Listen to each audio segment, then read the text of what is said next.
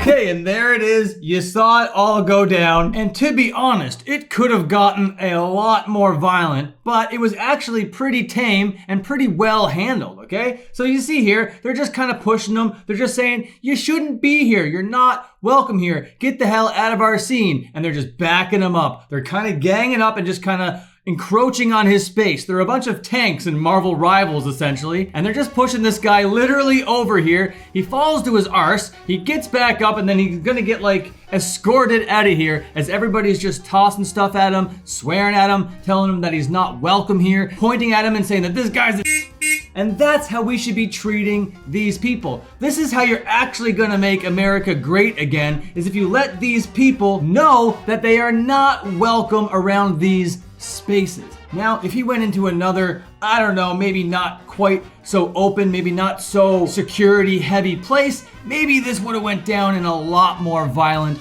of a way. But basically, they're just pushing him around, they're just throwing some stuff at him, they're just screaming at him to make him aware and make it known that he's just not welcome here. And to be honest, I have no idea what made this guy think, you know what I'm gonna wear? I'm gonna wear a bright red SS shirt and walk around one of the most leftist gatherings in all the country right now. Did he think he was just gonna do some light trolling, walking around in a t-shirt? I don't think that that's how that's gonna go down. And to me, folks, this is just really refreshing to see, because I'm living in the world just like everybody else, right? And you're looking at the news, you're reading the papers, you're watching all the news programs, you're like, oh no, fascism is taking over the world again, isn't it? But then you tune into some punk rock bowling and realize that the punk rockers have absolutely no tolerance for that sort of thing. And had I not had punk rock and hardcore to kind of get into when I was young, who knows how I would have turned out? Because I grew up in a very small conservative island and everybody was very conservative and right-wing, and even if you had shorts that just came a little bit above your knees, you were shamed for being an F slur and a whole bunch of other slurs that I don't even feel like mentioning by letter right now. But we can't let these people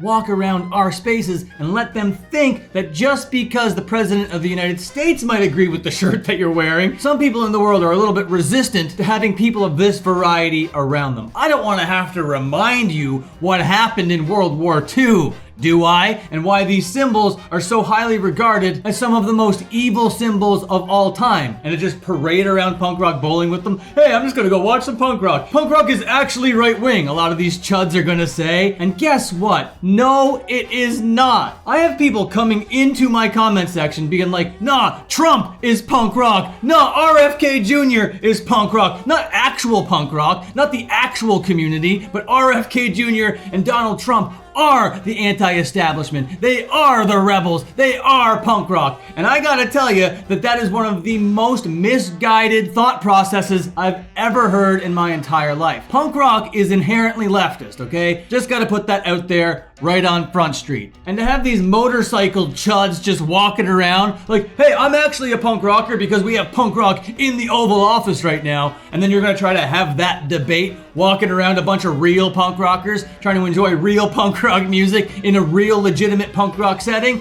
Nah, it's not welcome. And I'm so glad I saw this piece of footage because those right-wing chuds, they're very vocal, they're very loud, and they're very passionate about their cause, right? No, we're the punk rockers. The right wing is the punk rock. This is video evidence that is not true. The punk rock community that I grew up in, the punk rock community that I'm so happy to be a part of, to this day, still values the things that I value. And this story about this guy getting pushed out of this music festival isn't just in the punk rock bubble. People in the real mainstream world are talking about this event because of what it means for the whole global situation going on right now. In other periods in life, this would have just been secluded to the punk rock section of the world. You might have seen it on BrooklynVegan.com or whatever. But now there's New York Times articles, videos out there getting 500,000 views on this thing. And to me, I think it's pretty disgusting that shirts with that kind of imagery on it is being normalized and being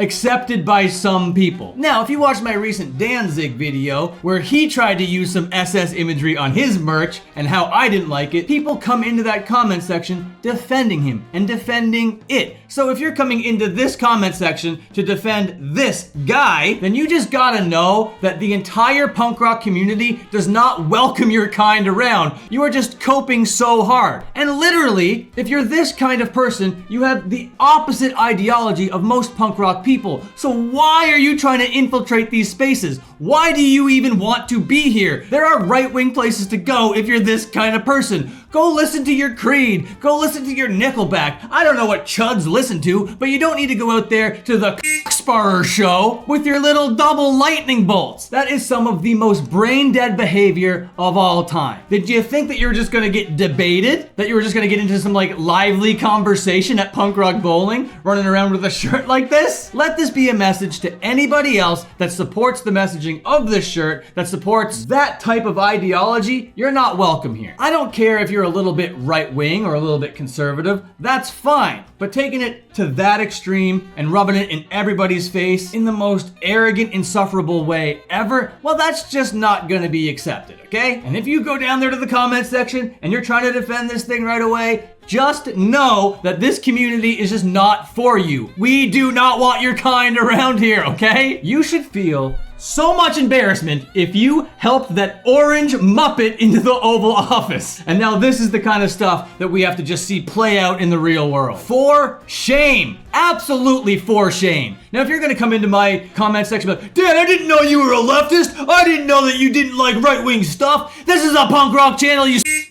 What did you think? Did you think I was a transphobe? Did you think that I'm a racist or something? Just because I got the bald head going? I'm a very tolerant, open-minded person, but when it comes to this sort of extremism, I don't have any mental bandwidth for it. And you know what? Neither did the whole community at Punk Rock Bowling. My people. And literally, I hope everybody had such a good time at Punk Rock Bowling, and to know that you guys come together and band together as a community to let these kinds of people know what we actually stand for. I love to see it. It is so refreshing. At a time where I think punk rock is dying, at a time where I think that the world is being overrun by some of the most hateful people in the world, a situation like this just puts a little bit of hope on the radar. If you're watching this video on May 30th, there's a good chance that I'm going to be streaming on my second channel. So after you're done watching this video, liking this video, and commenting on this video, head over to my second channel, The Art of Slop, links below, and kick back in the live stream. I'd love to see ya. We got the Instagram rocking and rolling too. I was just hacked, so I had to start all over again. Dan Frampton, all one word, the O's a 0, 2. Also, link in the description. Would love to see you there. I'm gonna be posting mosh pit commentaries just as I do. So please stop by, hit follow, hit like, and be a part of the action. But for now, I'm gonna edit this video and keep working on my main video. I'll see you in the live chat. All right, goodbye, see you later, and have a good one. I'm Mr. King Dice. I'm the gamest in the land. I never play nice. I'm the devil's right-hand man.